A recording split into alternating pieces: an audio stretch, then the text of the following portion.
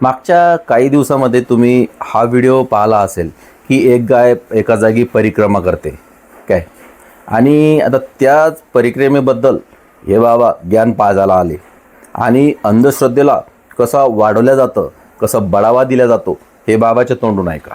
गौ माता बोल तो सकती नहीं है, इसलिए वो संकेत कर रही हैं कि इस धरती पे जहाँ पे वो परिक्रमा लगा रही हैं, यहाँ पे प्राचीन स्थापत्य कला हो सकता है 1000, 2000, 4000 साल पुराना मंदिर का स्ट्रक्चर है।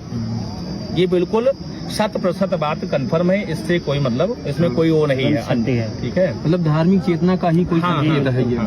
धार्मिक चेतना मतलब धार्मिक तत्व ही विराजमान है, उनके आराध्य जो है।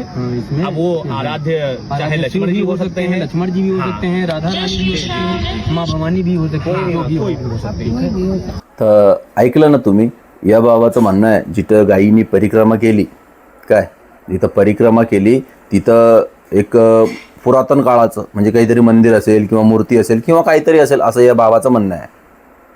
आणि काहीतरी येड्या भोगाचे तिथं चक्रा मारून राहिले। आता गायला त्या डॉक्टरांनी त्याचा इलाज केला आणि ते लोक चक्रा मारून राहिले, काही तर माती भरून घेऊन राहिले। अरे काय, तर त्या गाईला एक बीमारी होती। एहसास होता है जो उसको याद दिलाना बहुत जरूरी है। पते रहने दीजिए, पता है कि तभी अपने बारे में सोचेगी। अब इसको पता चल गया कि अब हमें घूमना नहीं है ना, अब हमें घूमना नहीं है। दूसरे लोगों के लिए तमाशा हो सकता है कि अरे वो तो घूम रही है, देखो भाई खड़े हो गए। हमें तमाशबीन नहीं बनना है, हमें मनुष्य हो या गौवंश हो, हमें उसके प्रति संवेदनशील होना है भाई।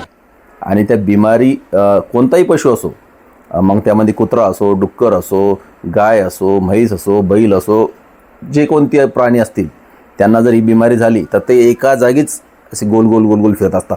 पण इथंच नाही बरं का, त्या गाईला त्या शेतातच नाही दुसरीकडे कुठं जरी ठेवलं असतं तरी तिने ते गोल गोल चक्कर मारले असते।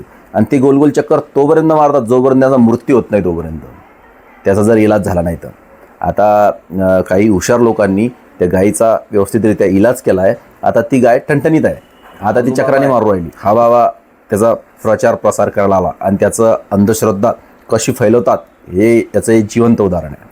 तर आपण जी आपल्याकडं छोटीशी बुद्धी असते ना त्याचा उपयोग करायला पाहिजे कधीतरी काय, नाही तर मग वा सुरू तुम्ही बी तिच्या गायीने चक्रा मारल्या, तुम्ही मारा चक्रा आणि या चक्रामध्ये गुंतून राहा। माझं काम होतं तुम्हाला सांगणं, तुम्हाला पटलं तर ॲक्सेप्ट करा, नाही तर हुर्र्या करा, बाकी तुम्ही हुशार आहात। हां, आणि यावर तुमचं काय मत आहे ते सुद्धा कमेंट करा। बाबा